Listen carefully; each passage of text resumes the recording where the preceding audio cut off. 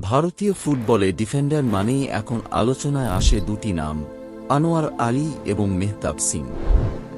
আজকের ভিডিওতে আমরা দেখব এই দুইজনের খেলায় পার্থক্য, অর্জন আর ভবিষ্যতে কে হতে পারে ভারতের সেরা সেন্টার ব্যাক। আনোয়ার আলীকে বলা হয় ভারতের সবচেয়ে প্রমিজিং ডিফেন্ডারদের একজন। তার শরীরী ক্ষমতা, এয়ারিয়াল বল কন্ট্রোল আর লং পাস দেওয়ার দক্ষতা তাকে আলাদা করেছে। ক্লাব লেভেলে তিনি এফসি গোয়া, মোহনবাগান, বর্তমানে ইস্টবেঙ্গল এবং ভারতের জাতীয় দলে নিয়মিত পারফর্ম করছেন। তার ডিফেন্সে ঠান্ডা মাথা আর আত্মবিশ্বাস ভারতীয় ব্যাকলাইনকে করেছে আরও শক্তিশালী। অন্যদিকে মেহতাব সিং ইস্ট বেঙ্গল থেকে উঠে এসে মুম্বাই সিটি এফসিতে দাপিয়ে রাজত্ব করেছেন। বর্তমানে ভারতের ঐতিহ্যবাহী ক্লাব মোহনবাগান এবং ভারতীয় দলে নিজের জায়গা করে নিয়েছেন।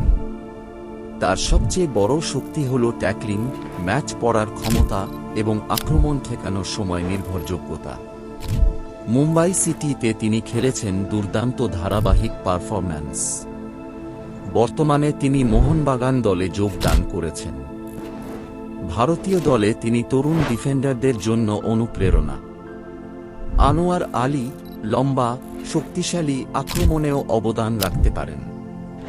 মেহতাব সিং দ্রুত, ট্যাকলিংয়ে ধারালো, পজিশনাল প্লেতে চমৎকার।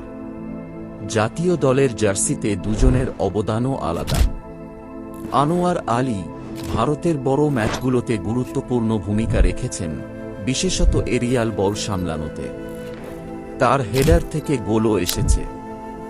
মেহতাব সিং গত 2 বছরে ধারাবাহিকভাবে খেলছেন এবং প্রতিবারই ডিফেন্সে স্থিরতা এনেছেন।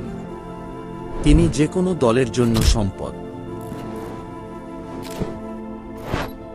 যদি আমরা শুধুই আইএসএল অর্থাৎ ইন্ডিয়ান সুপার লিগের পরিসংখ্যান দেখি, তাহলে আনোয়ার আলী এখনও পর্যন্ত আইএসএলে খেলেছেন প্রায় 60টিরও বেশি ম্যাচ এবং করেছেন 2টি গোল। অন্যদিকে মেহতাব সিং 85টিরও বেশি ম্যাচে নেমে 4টি গোল করেছেন।